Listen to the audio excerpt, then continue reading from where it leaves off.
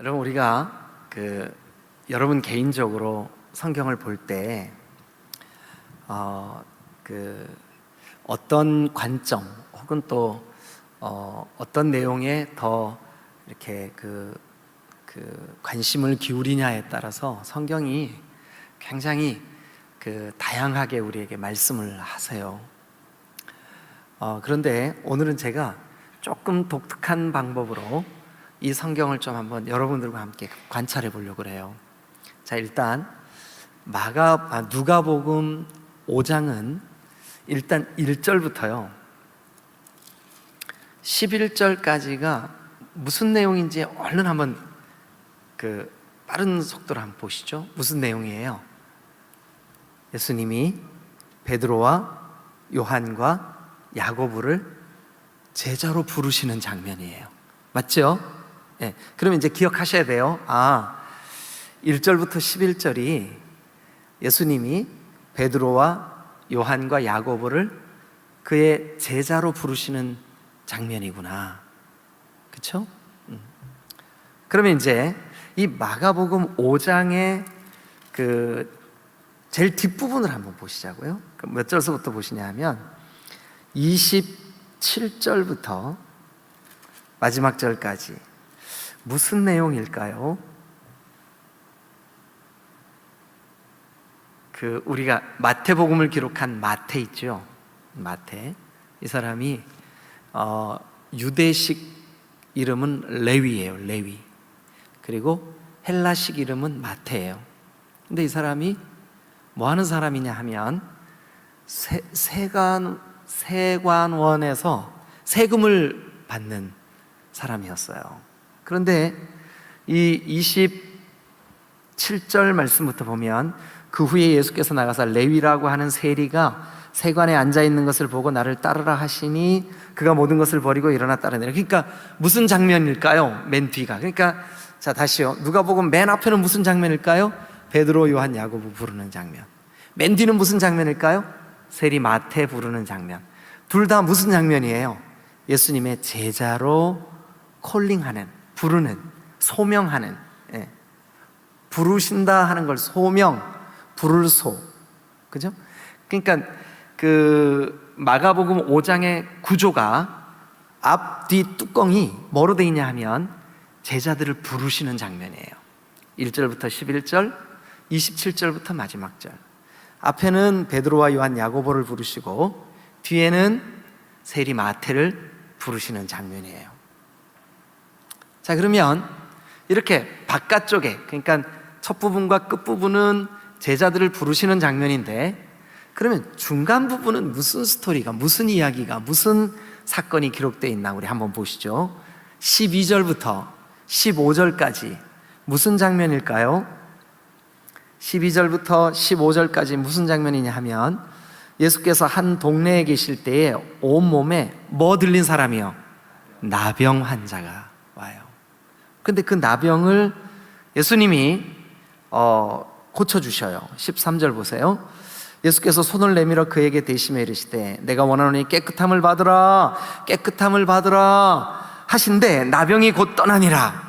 나병을 치유받으시죠. 치유하시죠. 그죠? 예. 그리고 이제 오늘 우리가 같이 읽었던 16절이 나오고 17절부터 또 아까 레위 불렀던 그 장면까지, 그러니까 가운데죠. 이제 이 본문의 가운데. 그러니까 본문의 가운데 두 사건이 이렇게 딱 배치가 돼 있는데 그 두 사건이 앞에 12절부터는 나병 환자 고치는 사건, 그리고 뒤에 17절부터는 중풍병자를 치료하세요. 한번 보실래요? 자, 17절 하루는 가르치실 때에 18절 한 중풍병자를 사람들이 침상에 메고 와서 20절 예수께서 그들의 믿음을 보시고 이르시되 이 사람아 너의 죄 사함을 받았느니라 하시니. 자, 그러면 이제 구조가 그려지시죠. 자, 누가복음을 맨 앞과 맨 뒤에는 뭐가 배치가 되어 있어요? 제자들을 부르시고, 그리고 한가운데는 뭐가 배치가 되어 있을까요?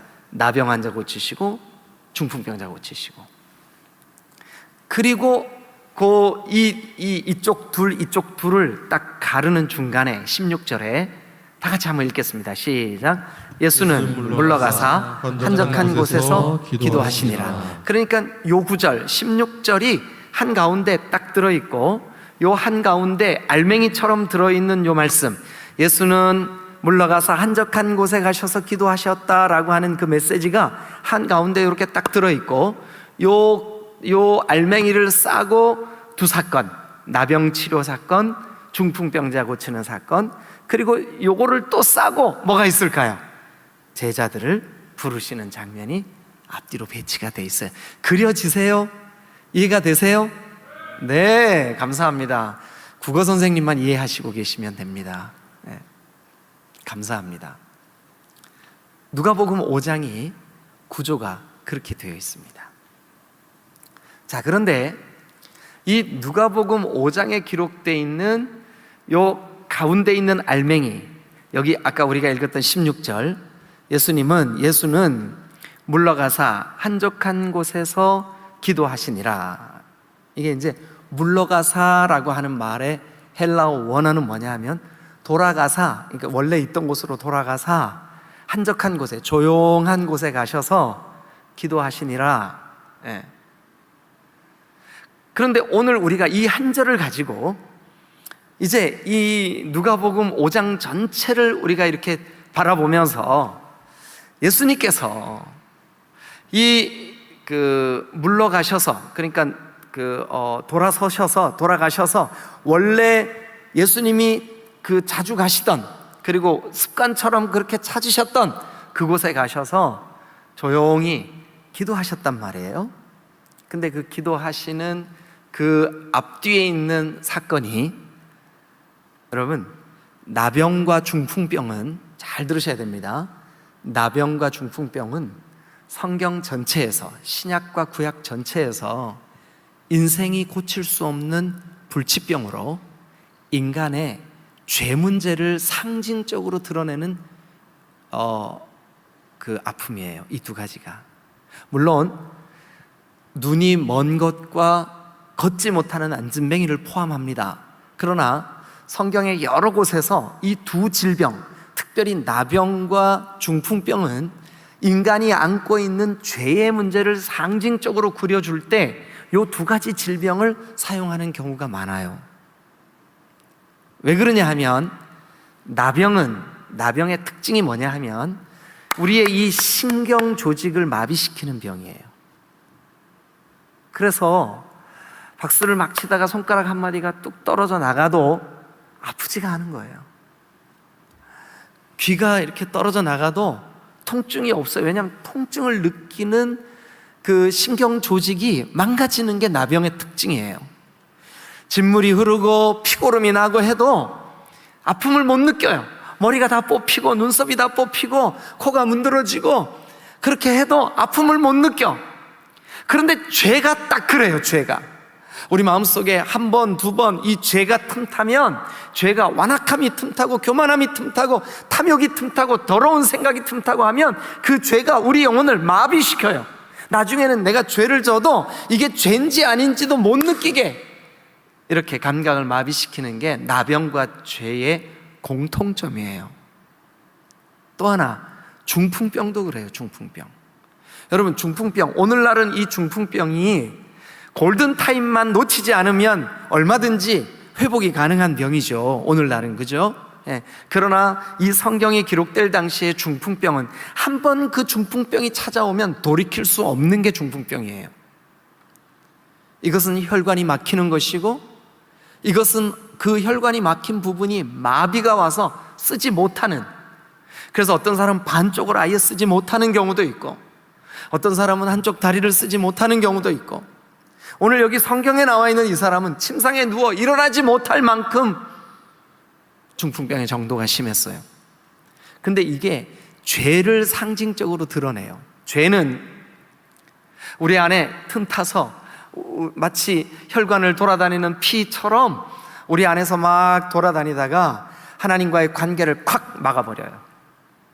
죄는 사람과의 관계를 막아버려요. 여러분, 죄는 우리의 이웃과의 관계, 지체와의 관계, 부모 자식 관계, 부부와의 관계를 깨뜨리는 특징이 있어요. 파괴하는 특징이 있어요. 막아버려요. 마비가 와요. 교통이 안 돼요. 그러니까 그 죄 때문에 성령의 운행하심이 막혀버려요. 그래서 이 중풍병은 나병과 함께 죄를 상징하는 중요한 질병이에요. 자, 그러면 우리 여기서 한번 오늘 이 누가복음 5장 본문이 제일 바깥에 배치되어 있는 두 스토리, 베드로와 요한, 야고보를 부르시는 제자 콜링, 제자 소명, 그리고 제일 껍데기 이쪽, 그러니까 첫 부분은 베드로와 요한, 야고보 부르시고 제일 끝부분은 세리, 마태 부르시고 껍데기처럼 이렇게 싸고 있어요. 그런데 그 안에 알맹이 스토리는 뭐냐 하면 죄를 상징적으로 나타내주는 두 질병, 불치병입니다. 의술로는 고칠 수 없는 나병과 중풍병을 예수님이 치료하시는 장면입니다. 그리고 제일 한가운데 마치 알맹이처럼 한가운데 쏙 들어있는 게 뭐냐면 16절 다시 한번 읽죠. 다 같이 시작. 예수는 물러가사 한적한 곳에서 기도하시니라. 예수는 물러가사 한적한 곳에서 기도하시니라. 예수는 물러가사 한적한 곳에서 기도하시니라. 그러면 이제 우리가 여러분 중에 이미 눈치가 빠르신 분들은 아, 목사님이 오늘 이런 말씀 하시려고 하는구나 딱 알아차렸을 거예요. 자, 예수님이 이 누가복음 이 5장을 통해서 예수님이 하신 그 행동 때문에 우리는 중요한 기도에 대한 몇 가지 교훈을 얻을 수가 있어요. 일단 첫 번째 교훈은, 자, 예수님이 이 제자들을 부르실 때 앞으로 이 제자들이 어떻게 할 제자들이냐 하면 예수님을 팔아버리고 예수님을 배반하고, 그런데도 예수님은 끝까지 제자들을 사랑하세요. 제자들과의 이 관계를 목숨만큼이나 소중히 여기시는 그런 예수님이세요. 한번 성경을 찾겠습니다. 요한복음 13장입니다 1절부터 5절인데요 우리 조금 시간이 걸리더라도 한번 같이 읽겠습니다. 요한복음 13장 1절. 자, 6월절 전에 다 찾으셨죠? 6월절 전에 그 6월절에 동그라미 치고 옆에다가 마지막 6월절 이렇게 쓰세요. 그러면 이 마지막 6월절은 뭐예요? 예수님이 잡히시는 6월절이에요. 예수님이 십자가를 지셔야 되는 6월절이에요. 예수님이 죽으시러 가시는 6월절이에요. 그런데 그 6월절 전에 여러분 읽으세요. 시작. 예수께서 자기가 세상을 떠나 아버지께로 돌아가실 때가 이른 줄 네, 아시고. 예수님이 뭐를 아셨어요? 이제 돌아가실 때가 이른 줄 아셨어요. 그런데 그걸 아시고 그 다음에 무슨 행동을 하셨을까요? 시작. 세상에 있는 자기 사람들을 사랑하시되 끝까지 사랑하시리라. 세상에 있는 자기 사람들, 누구를 얘기하는 걸까요? 제자들이에요. 12제자예요. 자, 그런데 우리를 참 곤란하게 하는 이야기가 그 다음에 나와요. 2절, 13장 2절 시작. 마귀가 벌써 시몬의 아들 가룟 유다의 마음에 예수를 하려는 생각을 넣었다. 3절. 저녁 먹는 중에 예수는 아버지께서 모든 것을 자기 손에 맡기신 것과 또 자기가 하나님으로부터 오셔서 하나님으로 돌아갈 것을 아시고. 자, 그 다음에 4절도 한번 읽어보죠. 저녁 잡수시던 자리에서 일어나 겉옷을 벗고 수건을 가져다가 허리에 두르시고 또요. 이에 대자에 물을 부어서 제자들의 발을 씻기시고 그 두르신 수건으로 닦기를 시작하여. 여러분 잘 들으셔야 됩니다. 언제든지 성경을 해석할 때는 문맥이 중요합니다. 어떤 한 절만 딱 떼서 요거를 진리로 딱 설명하는 데는 어려움이 있어요. 왜냐하면 문맥에 의해서 그 의미가 바뀌기 때문에 그래요. 그래서 신천지나 하나님의 교회나 이런 이단들의 공통점, 문맥을 무시합니다. 문맥. 그러면 자 보세요. 지금 여러분들이 1절부터 5절까지 읽으셨는데 이 문맥으로 볼 때 1절에 있는 예수님의 자기 사람들은 누구를 가리키는 걸까요? 그 문맥 안에서 제자들이죠. 제자들. 그죠? 마스크를 끼고 계시니까 누가 대답하는지, 누가 대답을 안 하는지 알 수가 없어요. 그래도 대답 좀 해주세요. 자, 그러면 그 문맥 안에서 보면 마귀가 이미 그 가룟 유다의 마음에 예수를 팔려는 생각을 집어넣었다 그랬죠, 그죠? 그런데 예수님은 수건을 두르시고 자기 사람들을 사랑하시는 행동을 하세요. 그게 뭐예요? 발을 씻기십니다. 그러면 제가 질문합니다. 발을 씻기실 때 가룟 유다도 포함됐을까요? 빠졌을까요? 포함됐죠. 그러면 다시 질문합니다. 예수님이 자기 사람을 사랑하실 때 끝까지 사랑하시는 그 사랑의 대상에 가룟 유다도 포함됐을까요? 빠졌을까요? 포함됐습니다. 포함됐습니다. 여러분, 예수님은 마지막까지 가룟 유다가 돌이키기를 기대하셨어요. 그리고 정말 가룟 유다를 그 끝까지 사랑하셨어요. 그러면 자, 다시 이제 누가복음으로 한번 돌아가 보시죠. 누가복음 5장, 아까 읽었던 본문. 그러면 자꾸 반복해서 설명드려서 죄송해요. 이 누가복음 5장의 제일 껍데기는 두 가지 스토리로 앞뒤에 장식돼 있다 그랬어요. 앞에는 베드로와 요한, 야고보 부르시는 거, 뒤에는 세리, 마태 부르시는 거. 그러면 이 제자들은 다 누구의 사람들일까요? 예수님의 사람들. 그런데 예수님이 사랑하실 때 언제까지 사랑하셨을까요? 배반당하시고 십자가에 죽으실 때까지 사랑하셨어요. 끝까지 사랑하신 거예요. 그러면 제자들과 예수님의 관계 속에 유일하게 흐르는 한 가지 뭐라 그래야 될까요? 예수님이 제자들을 이렇게 하셨어요. 어떻게 하셨냐 하면 사랑하셨어요. 사랑하시되 끝까지 사랑하셨어요. 그러면 예수님께서 자기와 가장 관계가 깊은 그 제자들을 통해서 교회가 세워지고, 그 제자들을 통해서 열방에 그리스도의 복음이 전해지고, 그 제자들을 통해서 예수님이 부활승천하신 이후에 예수께서 하실 일들이 이 제자들을 통해서 이 땅에 증거되고 선포되는데, 그 제자들을 사랑하시되 끝까지 사랑하시는 제자들과의 그 풍성한 관계, 포기하지 않고 사랑하시는 그 사랑, 도대체 어디에서 에너지를 얻어서 끝까지 사랑하셨을까요? 저는 바로 16절이 키라고 생각해요. 16절. 여러분, 예수님은 그가 하나님 앞에 습관을 쫓아 기도할 때마다 하나님과의 관계의 풍성함을 누린 줄로 믿습니다. 물론 우리 예수님 전능하신 하나님이세요. 하나님의 아들이세요. 그러므로 예수님 자체는 이미 사랑이세요. 하나님은 사랑이시다. 예수님도 사랑이시다. 여러분 믿으시기를 축원합니다. 그런데 그 샘솟듯 솟아나는 사랑의 비결이 도대체 어디에서 근거로, 어디에서 출처로, 어디에서 동력이 되어서, 어디에서 펑펑펑 솟아나는 걸까? 우리가 주변에 있는 지체들, 이웃들, 내가 정말 사랑할 만한 사람 사랑하는 것은 쉬워요. 그런데 도저히 사랑하기 어려운 사람을 사랑하는 것은 쉬운 일이 아니에요. 근데 사랑하기 힘든 대상조차도 사랑할 수 있는 이 강력한 사랑의 관계의 풍성함, 어디서 오는 걸까? 여러분, 누가는 우리에게 그걸 좀 보여주고 싶은 거예요. 어떤 방법으로요? 이 껍데기처럼 싸고 있는 두 가지, 그 예수님과 이제부터는 뗄래야 뗄 수 없는 관계 속으로 초대되는 제자들과의 관계, 그 관계의 풍성함, 관계의 그 사랑이 넘치는, 사랑하실 때 끝까지 사랑하는 그 관계의 사랑의 에너지를 예수님은 하나님 아버지와의 관계 속에서 찾아내신 거예요. 근데 그게 어디에서 생겨났냐 하면 16절 다시 읽겠습니다. 시작. 예수는 물러가사 한적한 곳에서 기도하시라.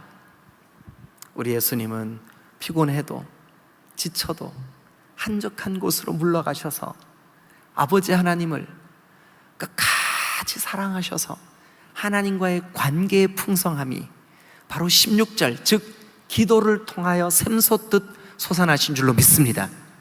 그래서 그 아버지와의 관계가 풍성해지니까 자기에게 맡겨주신 그 제자들을 사랑하시되 끝까지 끝까지 사랑할 수 있는 제자들과의 관계의 풍성함을 누린 거예요.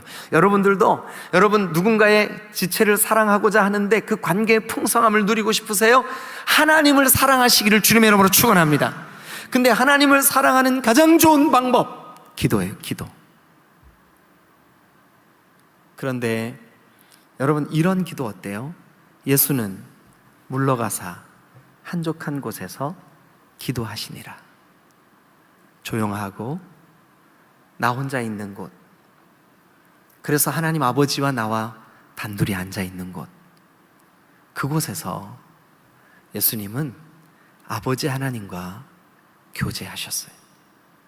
기도하셨어요. 그 기도가 바로 사람을 사랑하시되 끝까지 사랑하실 수 있는 관계의 풍성함을 주시는 비결인 줄로 믿으시기를 축원합니다. 그러니까 오늘 밤 우리가 기도할 때 여러분 정말 이 기도 시간에 기도하는 그 자체로 여러분들이 이미 하나님과의 관계의 풍성함을 누릴 수 있게 될 줄로 믿습니다. 할렐루야, 할렐루야. 자, 기도는 하나님과의 관계를 풍성하게 합니다. 믿으시면 크게 아멘. 할렐루야. 자, 두 번째. 이제 16절 전후를 한번 보시자고요. 전에는 뭐가 있다고요? 나병 환자 치유 사건. 후에는 뭐가 있을까요? 중풍병자 치유 사건. 이 두 사건은, 자, 먼저 13절 한번 볼게요. 예수께서 손을 내밀어 그에게 대시며 이르시되 내가 원하노니 깨끗함을 받으라. 내가 원하는, 그러니까 예수님이 원하시는 것은 나병 환자가 깨끗하게 치료받는 것을 원하시는 줄로 믿습니다. 그리고 예수님이 원하시는 것 또 있어요. 한번 볼까요? 어디를 보시냐 하면, 자, 20절 말씀 보세요. 예수께서 그들의 믿음을 보시고 이르시되 이 사람아 내 죄사함을 받았느니라 하시니, 여러분 예수님은 우리의 죄가, 우리의 죄 문제가 사함받기를 원하시는 줄로 믿습니다. 그런데 이 모든 선언, 이 모든 기적, 이 모든, 우리 오늘 제가요 한 가정에 신방을 했는데 이런 말씀을 하시더라고요. 제가 눈에 보이는 모든 사인을 제가 다뤄요 그러시더라고요. 근데 그러고 나서 와서 보니까 사인이 되게 많아요. 근데 여러분, 성경에 표적이라고 하는 말이 헬라 말로 사인입니다. 그러니까 표적, 우리는 이제 기적이죠. 이것도 지금 기적, 표적, 그죠? 나중에 제가 한번 그 설교를 한번 할게요. 표적과 기적의 차이. 그런데 성경에 이렇게 나병 환자가 도저히 사람들이 치료할 수 없는 인간적인 그 수단과 방법으로는 불가능한 일들이 이렇게 치료가 받고 죄사함을 받고 하는, 이거는 다 뭐냐면 표적입니다. 표적. 표적은 뭐냐면 사인이에요. 무슨 사인이냐? 이 일을 행하시는 이분이 하나님이 보낸 너의 구세주다라고 하는 표적이에요. 사인이에요. 그러니까 예수님이 하신 그 이적 사건들을 보면서 우리는 사인으로 뭐를 봐야 되냐? 하나님이 보내신 메시아구나, 하나님이 보내신 구세주구나 하는 것을 우리가 분별할 수 있어야 돼. 근데 안타깝게도 유대인들은 그 사인을 보고도, 그 이정표를 보고도, 그분이 하시는 일을 보고도 못 알아보고 십자가에 못 박아 버렸어요. 그런데 우리는 이 16절을 가운데 두고 알맹이처럼 양옆을 싸고 있는 나병 환자 치유 사건, 중풍병자 치유 사건은 사인이에요. 사인. 무슨 사인이냐? 이분이 천지를 지으신 하나님의 독생하신 아들, 성자 하나님이시다. 그러니까 여러분, 사실은 이 예수 그리스도께서도 하나님으로서 능력이 있으세요. 얼마든지 그 모든 질병을 치유하시고 모든 이 기적을 베푸실 수 있는 넉넉한 능력이 있으신 분이에요. 그런데 왜 하필 누가는 16절 말씀을 한가운데 쏙 집어넣고 우리로 하여금 관찰하도록 이렇게 본문을 편성을 했을까요? 물론 누가를 통해서 성령이 하신 거죠. 성령은 우리한테 도대체 무슨 얘기를 하고 싶은 걸까요? 간단해요. 뭐냐 하면 기도를 통해 예수님은 능력을 하나님으로부터 힘입은 줄로 믿습니다. 당연히 예수님 자신에게도 능력이 있고 권세가 있고 얼마든지 이런 표적들을 행하실 수 있어요. 그러나 우리가 오늘 관찰하건대 한가운데 있는 예수는 물러가사 한적한 곳에서 기도하시니라, 이 말씀을 거기에 딱 집어넣은 이유가 앞에는 나병치유, 뒤에는 중풍병치유, 이 능력을 행하시는 한가운데 기도의 모습을 거기에다 이렇게 넣어둔 목적이 뭐냐 하면 우리로 하여금 아하, 기도는 하나님의 능력을 힘입게 하는 거구나. 믿으시면 아멘. 여러분, 오늘 우리도 마찬가지입니다. 예수님을 통해서 우리의 본보기가 되시는 그리스도 예수를 통해서 우리가 배워야 됩니다. 예수님은 당신이 능력이 있다 할지라도 기도하심으로 능력을 하늘로부터 힘입은 줄로 믿으시기를 축원합니다. 그러니까 기도를 통해서 예수 그리스도의 놀라우신 능력이 풍성하게 우리에게 지금 보여주고 기록되고 선포되고 있다는 것을 믿으셔야 돼요. 자, 정리합니다. 아하, 예수님이 이 땅에 오셔서 제자들과의 관계를 그렇게 소중히 여기셨구나. 그런데 왜 하필 한가운데 예수는 물러가서 한적한 곳에서 기도하시니라, 이 메시지를 성령은 누가를 통해서 우리에게 거기다 넣어놓으셨을까? 간단해요. 여러분, 기도하면 기도할수록 하나님과 우리와의 관계가 예수님이 하나님과 가까워지셨듯이, 아니 그분은 한 분이시잖아요. 더 가까워질 필요가 없잖아요. 근데 우리에게 교훈하고 싶은 거예요. 뭐를요? 내가 이렇게 기도할 때 하나님 아버지와 친밀함을 누릴 수가 있어. 그럼 우리도 기도할 때 하나님과 친밀함을 누리게 될 줄로 믿습니다. 관계의 풍성함. 두 번째는요, 능력의 원천이 기도를 통해 하나님으로부터 부여된다는 것을 우리에게 보여주고 싶은 거죠. 여러분, 기도하면 능력을 힘입게 될 줄로 믿으시기를 축원합니다. 마지막 한 가지 더. 여러분, 자 보세요. 제일 바깥에 싸고 있는 제자들 콜링 사건과 가운데 들어와 있는 나병치유, 중풍병치유의 이 스토리는 여기 보니까 이렇게 돼 있어요. 내가 원하느니 깨끗함을 받으라, 그리고 내 죄 사함을 받으라. 사실은 이게 예수 그리스도의 뜻이기도 하지만 누구의 뜻이기도 할까요?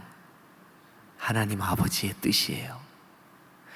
우리가 죄로 왜곡되고 병들고 우리가 사탄의 그 흑암의 권세 가운데 있는 우리를 고치셔서 죄의 사함을 받게 하셔서 하나님의 독생자이신 아들 그리스도의 나라의 백성 되게 하시는 게 하나님 아버지의 뜻이에요. 그러면 여러분, 우리가 이 누가복음 5장의 이 구조를 볼 때 아하, 기도를 통해 하나님의 뜻을 선명하게 나타내시는구나. 아멘. 네, 그럼 성경 한 곳 같이 보겠습니다. 같은 누가복음입니다. 여러분 같이 찾으세요. 22장을 한번 가보세요. 누가복음 22장.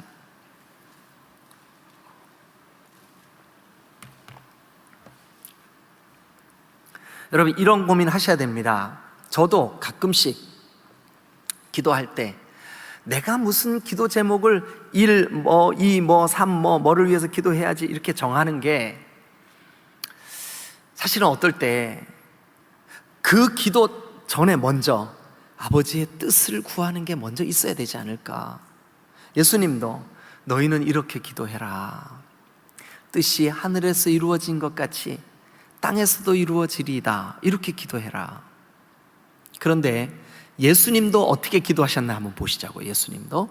자, 누가복음 22장 42절입니다. 42절. 예수님은 어떻게 기도하셨나 한번 보죠. 예수님의 기도입니다. 시작. 이르시되 아버지여, 만일 아버지의 뜻이거든 이 잔을 내게서 옮기시옵소서. 그러니까 예수님의 기도 내용은 아버지 뜻입니까? 그러면 옮겨주세요. 그러나 그 다음서부터 읽으세요. 시작. 내 원대로 마옵고 아버지의 원대로 되기를 원하나이다 하시니. 그러니까 예수님의 기도 방법은 뭐예요? 아버지의 뜻이 이루어주세요.